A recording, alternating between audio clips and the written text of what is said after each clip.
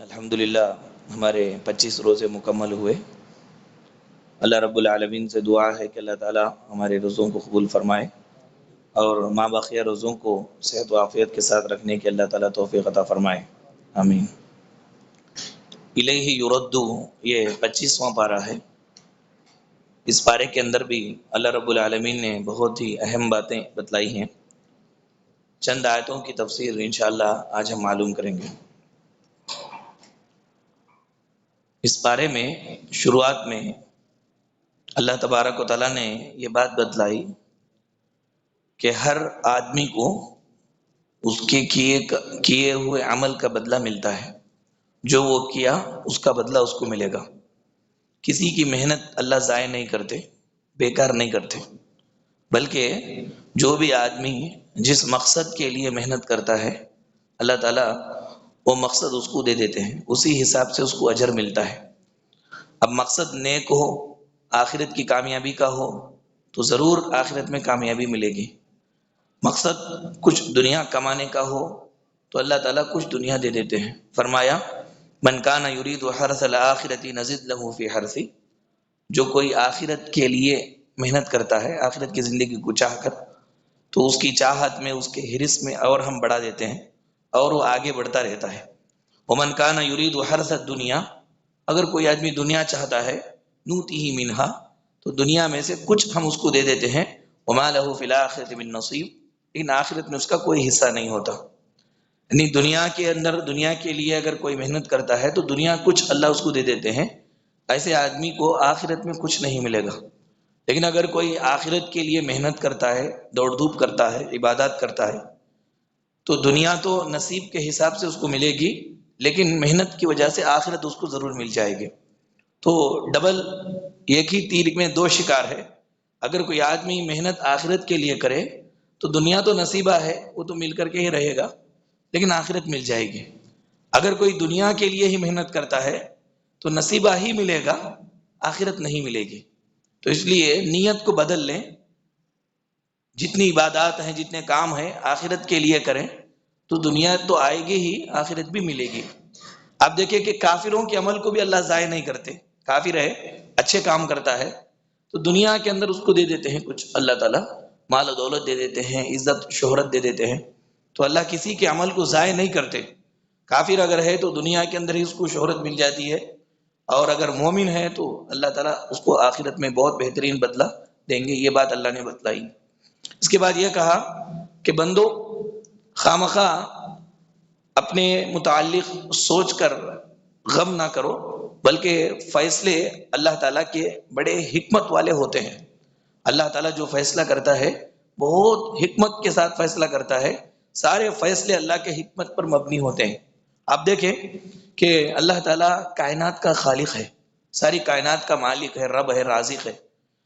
مخلوق کے متعلق وہ جو بھی فیصلہ کرے گا بڑا درست فیصلہ کرے گا، بڑا صحیح فیصلہ کرے گا۔ آپ دیکھیں کہ اللہ کسی کو اندھا بنایا، کسی کو بینا بنایا، کسی کو للا لنگڑا بنایا تو کسی کو اچھا بنایا، کسی کو کند ذہن بنایا، دماغ چھوٹا ہے، کسی کو بڑا ذہن والا بنایا، کسی کو کالا بنایا، کسی کو گورا بنایا۔ یہ اللہ رب العالمین جس کو جیسا رہنا مناسب تھا اس کو اللہ نے ویسے بنایا۔ اگر کوئی چیز اللہ نے کسی کو دیا ہے، وہ چیز ہمیں نہیں ملی ہے تو ہمارے لیے وہ برا تھا، اس کا ملنا برا تھا، اس لیے اللہ نے ہمیں وہ نہیں دیا۔ یہ اللہ کا جو فیصلہ ہوتا ہے یہ ان ایکسپیکٹ نہیں ہے، پورا پلانڈ ہے۔ جو بھی انسان کو ملتا ہے سب پلانڈ ہے، اللہ تعالیٰ طے کر دیتے ہیں تقدیر میں، اسی کے مطابق دنیا کے اندر انسان کو ملتا ہے۔ اللہ نے فرمایا کہ وَلَوْ بَسَطَ اللَّهُ الرِّزْقَ لِعِبَادِهِ لَبَغَوْا فِي الْأَرْضِ، زمین میں اگر اللہ رزق بندوں کے اندر بہت دے دیتے، خوب رزق دے دیتے، ہر انسان کو اس کی ضرورت سے بڑھ کر دے دیتے، تو بندے کیا کرتے؟ لبغوا فی الارض، زمین میں فساد مچاتے، زمین میں فساد مچاتے۔ اب دیکھیں کہ جن کے ماں باپ بہت مالدار ہوں، اسلامی تربیت اپنے بچوں کو نہ کیے ہوں، ایمان نہ ہو بچوں پہ، تو یہی بچے زمین میں فساد کرتے ہیں، دنگے کرتے ہیں۔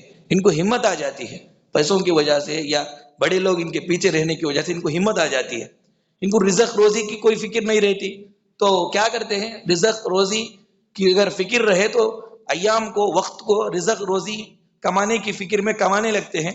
وہ فکر نہیں ہے تو پورا وقت دوسروں کو پریشان کرنے میں گزارتے ہیں، دوسروں کو پریشان کرتے ہیں، لڑائی جھگڑا کرتے ہیں، فساد کرتے ہیں.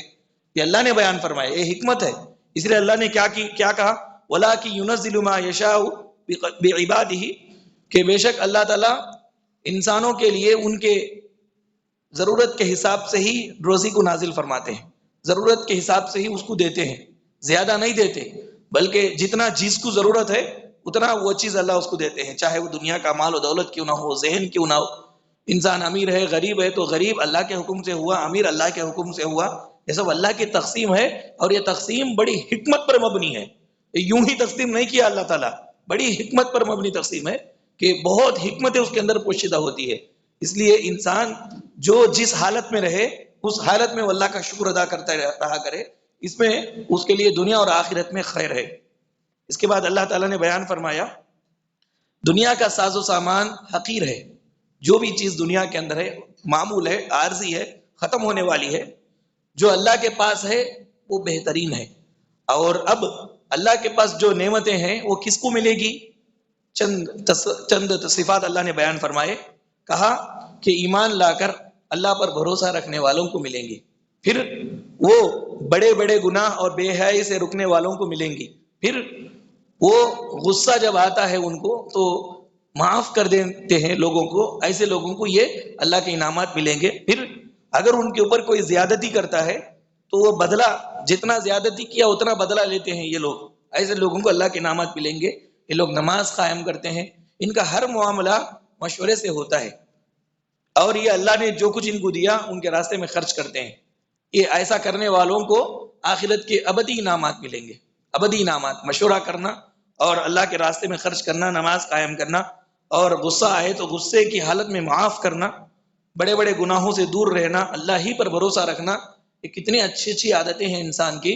اگر لا لے انسان تو حقیر دنیا کو چھوڑیے، آخرت میں ابدی نعمتیں جو ہے اللہ تعالیٰ ان لوگوں کو دیں گے.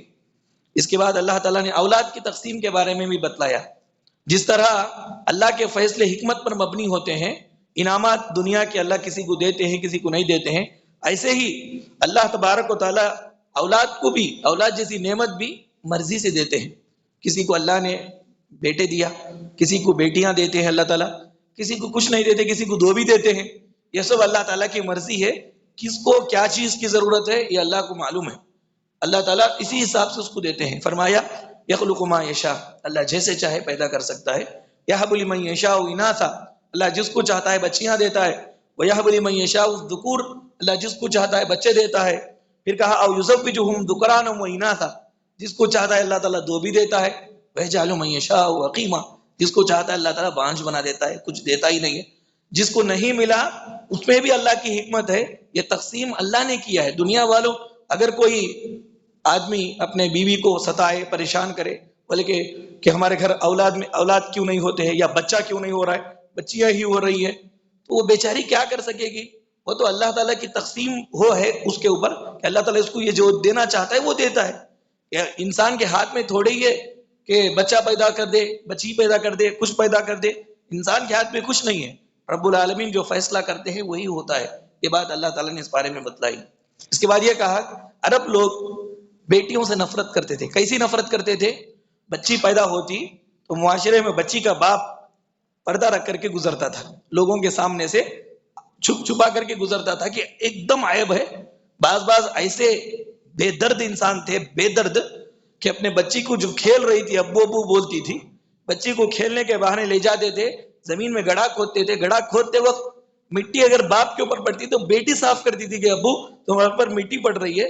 تو یہ بے درد باپ گڑھا کھود کر کے بچی کو زندہ گڑھے میں ڈال کر کے اوپر مٹی ڈال کے آ جاتا تھا. نبی کریم صلی اللہ علیہ وسلم کو جب یہ بات ایک صحابی نے سنائی تو اللہ کے نبی سے رہا نہیں گیا، کہا کہ اگلے بار یہ بات میرے سامنے مت بولو، اللہ تعالیٰ تمہیں معاف کرے گا لیکن اگلے بار یہ بات میرے سامنے تم مت بولو. زندہ درگور کر دیتے تھے. لیکن تعجب کی بات یہ ہے کہ ایسے بیٹیوں کے بارے میں عرب بولتے تھے کہ فرشتے اللہ کی بیٹیاں ہیں. اللہ نے بیان فرمایا وَإِذَا بُشِّرَ أَحَدُهُمْ بِمَا ضَرَبَ لِلرَّحْمَنِ مَثَلًا ظَلَّ وَجْهُهُ مُسْوَدًّا وَهُوَ كَظِيمٌ. یہ اللہ کے لیے بیٹیاں بول رہے ہیں. جب ان کو بیٹی کی بشارت دی جاتی تو ان کا چہرہ کالا ہو جاتا اور چھپ چھپائے ہوئے پھرتے. جب یہ بیٹیوں کو اپنے لیے پسند نہیں کرتے ہیں تو فرشتوں کو یہ اللہ کی بیٹیاں کیسے بول رہے ہیں؟ جب بیٹیاں ان کو پسند نہیں ہے تو کیا اللہ کو پسند ہے؟ اور یہ کہا کہ کیا فرشتوں کو ہم جب پیدا کر رہے تھے تو عورت بنا کر کے پیدا کر رہے تھے؟ جس وقت ہم پیدا کر رہے تھے فرشتوں کو، یہ وہاں پہ موجود تھے کہ بیٹیاں ہیں بول کر کے بولنے کے لیے؟ یہ بات اللہ تعالیٰ نے بیان فرمائی کہ ایسے ہی یہ اللہ تعالیٰ کو خوش کرنے کے لیے یا اپنے معبودوں کو خوش کرنے کے لیے اس طرح بولتے تھے۔ اس کے بعد یہ کہا کہ اللہ تعالیٰ نے انسان کو پیدا کیا تو انسان کو چاہیے کہ اللہ کا غلام بن کر رہے، اللہ کا بندہ اور اللہ کی بندی بن کر کے رہے، یہ فرض ہے، اللہ کی بات ماننا اطاعت کرنا فرض ہے۔ انسان اللہ نے اس کو پیدا کیا، اللہ تعالیٰ کی پیدا کی ہوئی مخلوق اللہ تعالیٰ کی بندگی کو چھوڑ کر اگر خواہشات کا غلام بن جائے تو یہ کتنی بری بات ہے۔ اللہ نے بیان فرمایا کہ یہ غلام نفس کی غلامی تمہارے لیے زیب نہیں دیتا، نفس کی غلامی کرو گے تو کیا ہوگا؟ افرأیت من اتخذ الہہ ہوا واضلہ اللہ علی علم وختم علی سمعہ وقلبہ وجعل علی بصرہ غشاوہ فمن یہدیہ من بعد اللہ افلا تذکرون۔ فرمایا کہ اس آدمی کو بھی اے نبی آپ نے دیکھا جس کا معبود اس کی نفسانی خواہشات ہیں، نفسانی خواہشات اس کا خدا ہے، وہ جو نفس بولتا ہے اس پر وہ عمل کرتا ہے، یعنی اللہ جو رب العالمین ہے یہ اس کا خدا نہیں ہے، یہ اس کا رب نہیں ہے، بلکہ اس کا رب اس کے نفس کی خواہشات ہیں، جیسا نفس چلاتا ہے ویسا یہ چلتا ہے۔ یہ آدمی کے اوپر سزا کیسی ہے معلوم؟ یہ آدمی کی سزا کیسی؟ کتنا بھی علم ہو اس کے پاس، علم رہنے کے باوجود اللہ ایسے لوگوں کو گمراہ کر دیتے ہیں۔ ایک آدمی ہے قرآن کا علم ہے، حدیث کا علم ہے، بہت ہے، لیکن اپنے نفس پر کنٹرول کرنے کی طاقت اس کے پاس نہیں ہے، نفسانی خواہشات پر عمل کر رہا ہے، تو اللہ تعالیٰ اس کو سزا کیا دیتے ہیں؟ قرآن حدیث کا علم رہنے کے باوجود اس کے دل پہ مہر لگا دیتے ہیں، اور وہ سب کچھ صحیح تعلیمات اس کے پاس رہنے کے باوجود، روشنی اس کے پاس رہنے کے باوجود اندھیرے میں چلتا ہے۔ روشنی اس کے پاس ہے تو سب سے پہلے روشنی سے کون فائدہ اٹھائے گا؟ جس کے پاس روشنی ہے وہ فائدہ اٹھائے گا، لیکن وہ کیسے ہوتا ہے؟ اس کی روشنی سے دوسرے فائدہ اٹھاتے رہتے ہیں، یہ خود محروم رہتا ہے، یہ خود اندھیروں میں رہتا ہے۔ یہ اللہ تبارک و تعالیٰ کی طرف سے مہر ہے کہ اللہ تعالیٰ نفسانی خواہشات کی پیروی کرنے والوں کو ان کے دلوں پہ مہر لگا دیتے ہیں۔ اب اللہ مہر لگا دے، اللہ تعالیٰ اب اس کے دل کو بند کر دے تو اب اللہ کے بعد ہدایت دینے والا اور کون ہے؟ کون ہدایت دے سکتا ہے اس کو؟ اس لیے ایک مومن کو ہمیشہ یہ یاد رکھنا چاہیے کہ اللہ نے ہم کو پیدا کیا، ہم غلام ہیں، بندے ہیں اللہ کے، ہمارا سر اس کے سامنے جھکنا ہے، ہمارے نفسانی خواہشات کے سامنے ہم کو جھکنا نہیں ہے۔ پھر اس کے بعد اللہ رب العالمین نے قرآن مجید کے نازل ہونے کی رات بتلائی اس پارے میں سورہ دخان میں کہ حامیم والکتاب المبین، وضاحت کرنے والے کتاب کی قسم، انا انزلناہ فی لیلۃ مبارکہ، ہم نے اس قرآن پاک کو مبارک رات میں اتارا، انا کنا منذرین، بے شک ہم ڈرانے والے ہیں۔ اس رات میں فیہا یفرق کل امر حکیم، ہر ایک فیصلہ، حکمت والا فیصلہ بانٹا جاتا ہے، یعنی یہ مبارک رات شب قدر کی رات ہے، شب قدر ہے، قدر والی رات ہے۔ یہ مبارک اس لیے ہے کہ چند گھنٹے لیکن فائدہ 80 پر 3 سال 4 مہینے کا، تو یہ بڑی بابرکت رات ہے، بہت بڑی فضیلت احادیث کے اندر اس رات کی ہے۔ اللہ تعالیٰ نے بیان فرمایا کہ اس کے اندر 2 کام ہوتے ہیں۔ ایک کام تو یہ کہ اللہ تعالیٰ فرشتوں کو لوگوں کے تقدیر کو بانٹتے ہیں، فیصلے ہوتے ہیں ان کے اندر 1 سال تک کے لیے، کس کی روزی بڑھے گی، کون مرے گا، کون پیدا ہوگا، کس کے ساتھ کیا معاملہ ہوگا، یہ سب اللہ تبارک و تعالیٰ تھماتے ہیں، فرشتوں کے ہاتھ میں تھماتے ہیں۔ اس رات میں بڑا کام اس رات میں ہوتا ہے، اور سلامتی کی دعا دیتے ہیں اللہ تبارک و تعالیٰ کے فرشتے ان بندوں اور بندیوں کو جو اللہ کی عبادت کرتے ہیں۔ اس کے بعد اللہ تعالیٰ نے متقیوں کے لیے جنت میں کیا انعامات ہے وہ بتلایا، کتنے انعامات ہیں ہمارے لیے۔ اللہ تعالیٰ ہم سب کو جنت نصیب فرمائے، آمین۔ ایک تو ذرا بھی خوف نہیں ہوگا ان کو، مکمل امن میں ہوں گے، ذرا بھی ڈر نہیں، زندگی کا وہاں سے نکلے جانے کا ذرا بھی ڈر نہیں، بالکل امن میں ہوں گے، اور وہ چشموں میں ہوں گے، پانی کے شہد کے چشموں میں ہوں گے، اور باریک زبردست لباس وہ پہنیں گے، خوبصورت حوروں سے اللہ ان کا نکاح کرے گا، ہر قسم کے پھل جو بھی یہ فرمائش کریں گے سامنے وہاں پہ موجود ہوگا، کبھی ان کو موت نہیں آئے گی، کبھی موت نہیں ستائے گی ان کو، ذرا بھی بیمار نہیں ہوں گے۔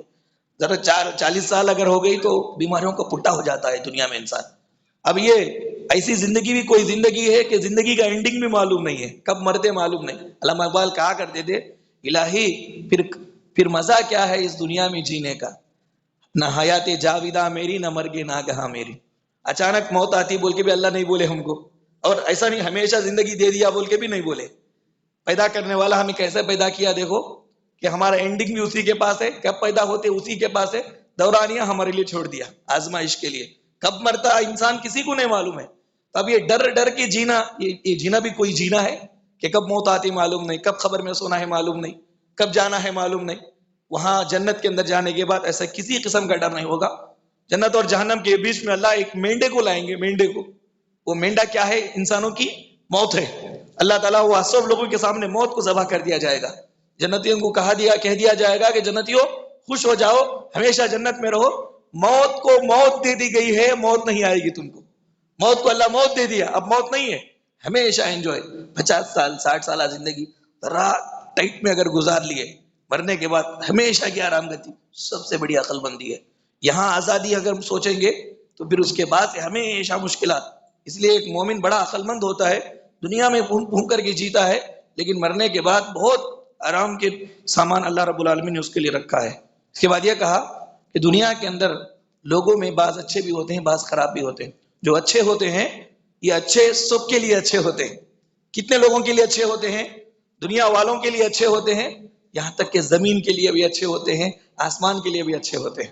زمین نیک لوگوں کو جب اٹھاتی ہے تو زمین خوشی محسوس کرتی ہے، ہنستی ہے، خوش ہوتی ہے زمین کہ کتنا اچھا ہے جو میرے اوپر رہتا ہے. اور آسمان خوش ہوتا ہے، اس کا رزق آسمان سے آتا ہے جاتا ہے، اس کے نیک اعمال اوپر چڑھتے ہیں تو آسمان خوش ہوتا ہے کہ کیا ہی پیارا بندہ ہے اللہ کا. اس کے مقابلے میں اگر کوئی برا ہے، غلط ہے، نافرمان ہے تو زمین بوجھ سمجھتی ہے کہ کب یہ میرے اوپر سے نکل کر کے چلا جائے گا، بوجھ ہے. اور آسمان بھی بہت کڑاپا محسوس کرتا ہے کہ اس کے برے عمل اوپر چڑھ رہے ہیں اور رزق اتر رہا ہے. اللہ تعالیٰ آسمان کے دروازے سے رزق اترتا ہے. یہ عمل کوئی اس کا اچھا نہیں ہے، پھر رزق اللہ اتار رہا ہے، کب تک دینا؟ اب دیکھو جو آدمی پیارا رہتا ہے اس کو دیتے وقت بھی دل میں تنگی محسوس نہیں ہوتی، اور دیو کا وعدہ. لیکن جو زبردستی کچھ کرتا نہیں ہے، بہت کچھ لوٹتا ہے تو دیتے وقت کتنا تنگی رہتی انسان کو. تو ایسے ہی نافرمانوں کا معاملہ ہے کہ اللہ تعالیٰ تو رزق دیتا ہے کیونکہ وہ رزق کا مالک ہے، لیکن جب آسمان تکلیف پڑتا ہے. اللہ نے بیان فرمایا کہ فرعونی جب انتقال ہو گئے، مر گئے، ڈوب گئے تو آسمان نہیں رویا، زمین نہیں روئی. عبداللہ بن عباس رضی اللہ عنہ سے پوچھا گیا یہ آسمان رونے کا کیا مطلب ہے؟ تو انہوں نے کہا آسمان رونے کا مطلب یہ ہے کہ نیک آدمی مرتا ہے تو آسمان صحیح میں روتا ہے، اور زمین افسوس کرتی ہے کہ عبادت کرتا تھا، سجدہ کرتا تھا، زمین پر چلا گیا نا.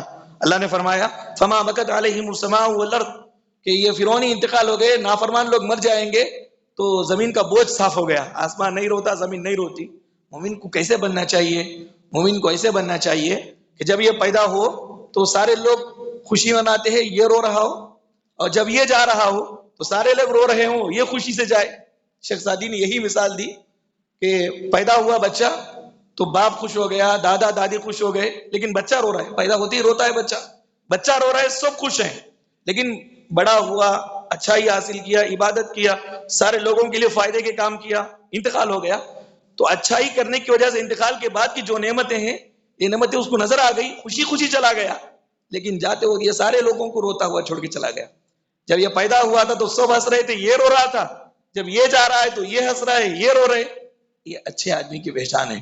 ایسا انسان اپنے آپ کو فائدہ مند بنائے، یہ اللہ چاہتا ہے. پھر اس کے بعد اللہ تعالیٰ نے بیان فرمایا کافر لوگ بولتے تھے کہ یہ غریب ہی ملا نبی بننے کے لیے. طائف میں بڑے سردار ہیں، مکے کے اندر بڑے سردار تھے، ان کو امیر بنا دیا جاتا، نبی بنا دیا جاتا. یہ غریب کو امیر بنا دیا گیا ہے جو کہ یتیم ہے. تو اللہ تعالیٰ نے بیان فرمایا کہ رب کی رحمت تم تقسیم کرو گے یا رب تقسیم کرے گا؟ اللہ کی رحمت ہے، وہ جس کو چاہتا ہے دیتا ہے. تم کون ہوتے ہوئے بات بولنے والے؟ اللہ نے محمد صلی اللہ علیہ وسلم کو رسول بنایا تو اللہ تبارک و تعالیٰ کی مرضی ہے. اللہ تعالیٰ ان کے اوپر رحم کیا، رحمت نازل فرمایا، وہ مرضی ہے. ہم کون ہو سکتے ہیں کہ اللہ نے جو چیز ان کو دیا اس پہ اعتراض کرنے والے؟ یہ بات اللہ نے بیان فرمائی. آخر میں کہا یا ایھا الذین آمنوا ان تنصروا اللہ ینصرکم ویثبت اقدامکم. ہمارے لوگوں کا سوال، ایک پریشانی کی بات یہ ہے کہ بیپار نہیں ہے، تنگی کا زمانہ ہے، بہت پریشانی ہے، کہیں سے بھی مشکلات ہے. تو اس کا جواب یہاں پر دیا گیا مومنوں اللہ کے دین کی خدمت کرو، اللہ کی مدد کرو، اللہ تمہاری مدد کریں گے۔ اللہ کی مدد کرو، اللہ کے دین کی مدد کرو، دین کے راستے میں تم محنت کرو، روپیہ خرچ کرو، اللہ تعالیٰ تمہاری مدد کریں گے۔ اب انسان دیکھ لے کہ اللہ کے دین کے لیے اس کی کیا مدد ہو رہی ہے۔ اگر یہ مدد کر رہا ہے تو ضرور اللہ اس کی مدد کریں گے۔ یہ وعدہ مشروط وعدہ ہے۔ مشروط وعدہ کس کو کہتے ہیں؟ تم آؤ گے تو میں عزت کروں گا، یہ اگر تم ہمارے گھر آؤ گے تو میں عزت کروں گا، تو اس کا مطلب عزت کرنا یہ شرط کے ساتھ بندھا ہوا ہے تمہارے آنے پر، نہیں آؤ گے تو عزت نہیں ہوگی۔ ایسے ہی اللہ نے کہا کہ تمہاری مدد کی جائے گی، کب؟ جبکہ تم میرے دین کی مدد کرو۔ تو بے شک انسان کو اللہ خوشحالی دیں گے، اچھائی دیں گے، سکون دیں گے، امن دیں گے، کب؟ جبکہ وہ دین کے لیے محنت کرے، اللہ کی مدد کرے، اللہ کی خدمت کرے، یعنی اللہ کے دین کی خدمت کرے۔ یہ بات اللہ تعالیٰ نے بتلائی، اور بہت ساری باتیں اس بارے میں رب العالمین نے بتلائی ہیں۔ اللہ تعالیٰ سے دعا ہے کہ رب العالمین ہم تمام لوگوں کو قرآن مجید کے احکامات کو پڑھ کر سمجھ کر اس پر عمل کرنے کی توفیق عطا فرمائے۔ اللہ تعالیٰ ہمارے روزوں کو اور ہماری چھوٹی موٹی عبادتوں کو قبول فرمائے، اور اس کے بدلے میں دنیا اور آخرت میں سعادت مندی ہمیں نصیب فرمائے۔ آمین وآخر دعوانا ان الحمد للہ رب العالمین۔ سبحانک اللہم وبحمدک، اشہد ان لا الہ الا انت، استغفرک واتوب الیک۔